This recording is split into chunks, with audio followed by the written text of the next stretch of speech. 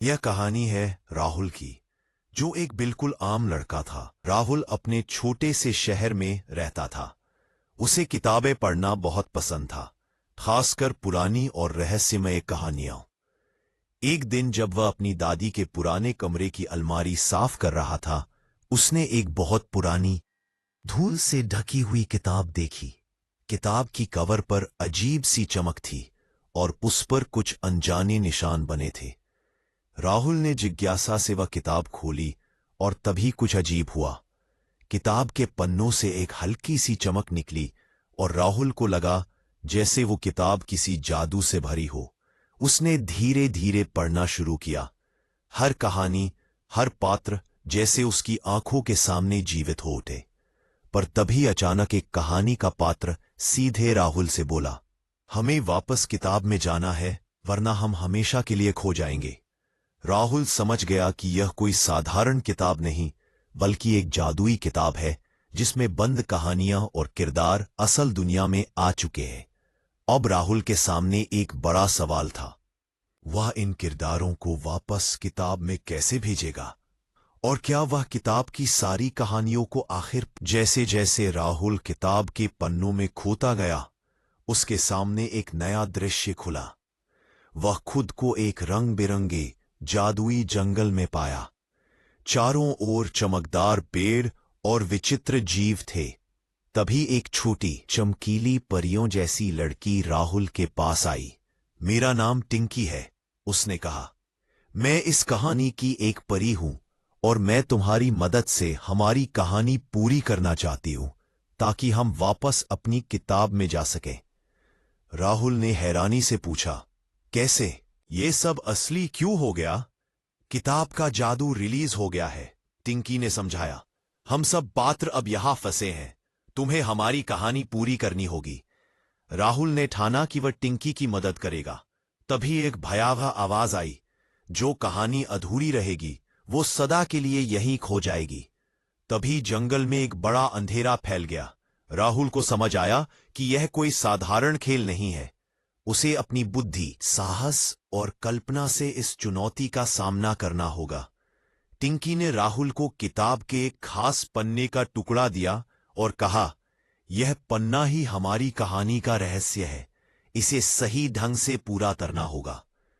राहुल ने गहरी सांस ली और कहा, चलिए शुरुआत करते हैं। पहली चुनौती और साहसिक कदम। राहुल और टिंकी ने जंगल के विचित्र रास्तों पर कदम बढ़ाए। टिंकी ने बताया कि इस जंगल में एक छुपा हुआ खजाना है, जो उनकी कहानी के अंत को पूरा कर सकता है। पर खजाना पाने के लिए तुम्हें 3 चुनौतियां पार करनी होंगी। पहली चुनौती थी धोखे का झरना। झरने के पानी की चमक बेहद सुंदर थी, लेकिन उसमें छिपे छल से बचना आसान नहीं था। जो झरने के पानी में झांकता, वह भ्रमित होकर रास्ता भटक जाता। राहुल ने सोच समझकर अपनी चालाकी दिखाई। उसने झरने के पानी को सीधे नहीं देखा, बल्कि झरने के किनारे लगे कांच के टुकड़ों की छाया के असर को पढ़ा और सुरक्षित पार हो गया। दूसरी चुनौती थी रहस्यमय पेड़ का पहरा। पेड़ की जड़ों के बीच से गुजरना था, लेकिन अगर पेड़ ने आवाज सुनी तो उसे पकड़ लेने का खतरा था। राहुल ने टिंकी की मदद से पेड़ की चाल समझी और एक एक कर धीरे धीरे बिना आवाज किए उस पार निकल गए। तीसरी चुनौती में राहुल को अपनी कल्पना की ताकत लगानी पड़ी। उसे खुद को उस कहानी के हीरो के रूप में कल्पित कर अपनी तकलीफों और डर से लड़ना पड़ा। अंत में उन्होंने वह खजाना पाया, एक चांदी की रानी की मूर्ति और एक पुराना पन्ना, जिस पर कहानी का अगला हिस्सा लिखा था। राहुल ने पन्ने को पढ़ा और समझा कि अब हीरो बने बिना कहानी अधूरी रहेगी। राहुल ने ठाना, चाहे कुछ भी हो, वह इस जादुई दुनिया की कहानियों को पूरा करेगा, ताकि सब पात्र अपनी जगह वापस जा सकें। राहुल और टिंकी ने चांदी की रानी की मूर्ति और पन्ने को अपने साथ रखा और आगे बढ़े। पन्ने पर लिखा था कि अगला कदम सपनों की घाटी पहुंचना होगा, जहां अंतहीन सपने हकीकत बन जाते हैं। लेकिन घाटी तक पहुंचना आसान नहीं था। रास्ते में कई जादुई राक्षस और पहेलियां थीं। जैसे वे घाटी की ओर बढ़े, राहुल ने महसूस किया कि अब केवल सूझबूझ से काम नहीं चलेगा, बल्कि उसे दिल की बहादुरी और विश्वास भी दिखाना होगा। रास्ते में एक नया पात्र मिला, रीशा, एक बहादुर लड़की जो खुद भी किताब की एक कहानी से आई थी।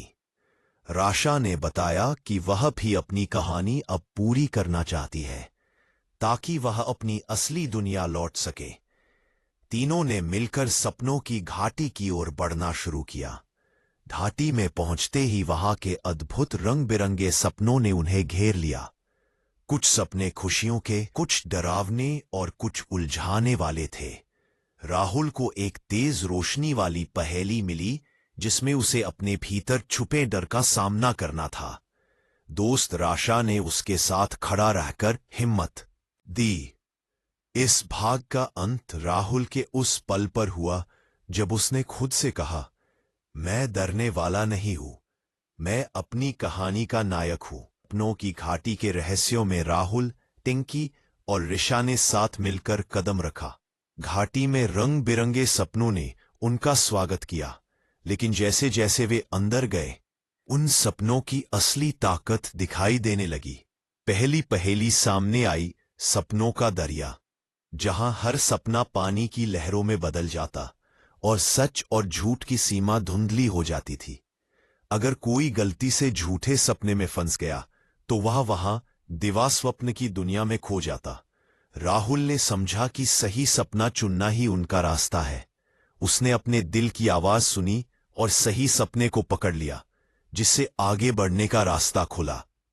दूसरी पहेली थी मन की परछाई, जिसमें राहुल को अपने सबसे बड़े डर का सामना करना पड़ा, पर ऋषा और टिंकी ने उसे समर्थन दिया और वह अपने डर से लड़कर अपनी परछाई को जीत गया। अंत में उन्होंने देखा एक बड़ा सुनहरा दरवाजा, जिसके पीछे अगली कहानी का अगला पन्ना छुपा था। सुनहरे दरवाजे से गुजरते ही राहुल, टिंकी और ऋषा एक जादुई द्वीप पर पहुंच गए। यहां का हर पेड़, हर पत्थर एक कहानी कहता था। टिंकी ने बताया, यहां का रहस्य जादुई रूप से जुड़ा है। अगर हम सही कहानी पूरी नहीं कर पाए तो ये द्वीप हमेशा के लिए गायब हो जाएगा। राहुल ने ध्यान से चारों ओर देखा और महसूस किया कि हर जगह एक अलग कहानी बाकी थी, जिसे पूरा करने की जरूरत थी। तभी एक विशाल पक्षी उनके सामने आया, जिसने कहा, जो कहानी पूरी करना चाहता है उसे मेरे 3 सवालों का जवाब देना होगा। पहला सवाल था, सच्चाई और कल्पना में क्या अंतर है? राहुल ने जवाब दिया, सच्चाई वो है जो आंखों से दिखे, और कल्पना वो ताकत है जो हमारे दिल और दिमाग को नई दुनिया दिखाती है। दूसरा सवाल था, क्या डर के बिना जीवन संभव है? राहुल मुस्कुराया और बोला, नहीं, डर जीवन का हिस्सा है, लेकिन उससे लड़ने की हिम्मत ही जीवन को खास बनाती है। तीसरा सवाल ने राहुल को सोचने पर मजबूर कर दिया, कहानी का असली नायक कौन होता है? राहुल ने जवाब दिया, वह जो अंतर को समझता है, जो खो चुका है और जो अपनी चुनौतियों का सामना करता है बिना हार माने। पक्षी ने खुशी से पंख फैलाए और रास्ता खोल दिया। अब राहुल और उसके दोस्त उस कहानी के पन्ने की ओर बढ़े जो उनकी अगली यात्रा की शुरू। जादुई पक्षी ने दरवाजा खोलते ही राहुल, टिंकी और ऋषा को एक बड़ी भूल भुलैया में प्रवेश कराया। यह भूल भुलैया हर कदम पर अपना रूप बदलती थी और हर मोड़ पर नए सवाल और चुनौतियां थे। ऋषा ने कहा, यहां हमें अपने विश्वास और धैर्य की परीक्षा पास करनी होगी। राहुल ने सबको हिम्मत दी, हम साथ हैं तो कोई मुश्किल नहीं। भूल भुलैया की पहली परीक्षा में उन्हें एक बहुभुज बना हुआ रास्ता मिला, जिसमें सही दिशा चुनना था। टिंकी ने जंगल में सीखे गए संकेतों को याद दिलाया और सब मिलकर रास्ता खोज निकाला।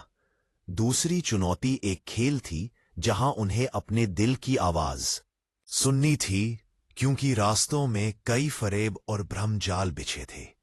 राहुल ने ध्यान से अपने दिल और दिमाग की सुनवाई की और सही दिशा चुनी। अंतिम चुनौती में उन्हें अपने अपने अंदर के सबसे बड़े भय के साथ सामना करना पड़ा। राहुल ने अपने डर से जूझकर उसे स्वीकार किया और उससे पार पाकर एक तेज रोशनी वाली दीवार पार की। भूल भुलैया से बाहर आते ही उन्होंने देखा कि वहां एक पुराना पुस्तकालय था जहां अगली कहानी छिपी थी। ओरी कहले अब 20 पुरानी पुस्तकालय का जादू। भूल भुलैया से निकलकर राहुल, टिंकी और ऋषा एक विशाल पुरानी पुस्तकालय पहुंच गए। यह पुस्तकालय अनगिनत किताबों से भरा था, जिनमें से हर एक में एक नई दुनिया छिपी थी। टिंकी ने बताया, यहां हर किताब एक पूरी कहानी है और हमें उस सही किताब को तलाशना होगा जो हमारी अगली यात्रा का रास्ता दिखाए। ऋषा ने किताबों की अलमारियों के बीच खोज शुरू की, लेकिन किताबें अपने आप खुलने लगती थीं, कहानियां जीवित हो उठती थीं। कुछ कहानियां खुशी की थी तो कुछ खतरनाक। राहुल ने एक चमकीली किताब पर ध्यान दिया, जिसके पन्ने हिल रहे थे, मानो वह भी उनकी मदद के लिए तैयार हो। जैसे ही उसने किताब खोली, एक नया पात्र सामने आया, एक बुजुर्ग ज्ञानी व्यक्ति जिसने कहा, आपकी यात्रा कठिन तो है, पर साहस और साथ से सब संभव है। ज्ञानी ने राहुल को एक रहस्यमय नक्शा दिया, जिसमें अगली मंजिल का पता लिखा था। नक्शे पर एक अनजाना द्वीप था, जहां किताब की सबसे बड़ी चुनौती छिपी थी। राहुल ने सभी को आश्वस्त किया, हम आगे बढ़ेंगे, चाहे जो। राहुल, टिंकी और ऋषा ने ज्ञानी के दिए नक्शे को हाथ में लेकर यात्रा शुरू की। नक्शा उन्हें एक अनजाने द्वीप की ओर ले गया, जो समुद्र के बीचों बीच तैरता हुआ प्रतीत होता था। जैसे ही वे द्वीप पर पहुंचे, वहां की हवा में एक अलग सी जादुई खुशबू थी। द्वीप पर एक बड़ी गुफा थी, जहां उनकी अंतिम चुनौती छिपी थी। गुफा के अंदर घुसते ही अंधेरा घिर गया और एक गहरी आवाज आई, जो यहां से बिना अपनी असली पहचान पहचाने वापस जाएगा, उसकी कहानी कभी पूरी नहीं होगी।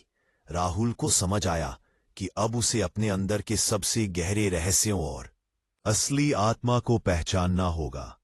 इस अंतिम यात्रा में राहुल ने न केवल अपनी हिम्मत और धैर्य को परखा, बल्कि अपने मन के अंदर छुपे डर, संदेह और सपनों से भी लड़ाई लड़ी। टिंकी और ऋषा ने हर कदम पर उसका साथ दिया और अंत में राहुल ने अपनी असली पहचान को स्वीकार किया। गुफा का दरवाजा खुला और उन्होंने देखा कि किताब के आखिरी पन्ने में वह कहानी छिपी थी जो सब पात्रों को वापस उनकी दुनिया में ले जा सकती थी। टिंकी और ऋषा गुफा के आखिरी कमरे में पहुंचे। उन्होंने देखा कि किताब का आखिरी पन्ना उनके सामने चमक रहा था। यह पन्ना सभी कहानियों के अंत का द्वार था। राहुल ने पन्ना धीरे धीरे खोला। अचानक पूरे कमरे में उजाले के छोटे छोटे तारे उड़ने लगे और सारे पात्र जो राहुल के साथ जादुई दुनिया से आए थे दिखाई देने लगे। उन्होंने राहुल को धन्यवाद कहा कि उसने उनकी कहानियों को पूरा किया और उन्हें वापस किताब की दुनिया में लौटने का रास्ता दिया। ऋषा ने कहा, तुम्हारे बिना हम फंस गए होते। तुमने न सिर्फ हमारी कहानियां पूरी की, बल्कि हमारा साथ और हिम्मत भी दिया। टिंकी ने कहा, अब हमारी जगह सुरक्षित है और तुम्हारे पास अपनी जिंदगी में वापस जाने का समय है।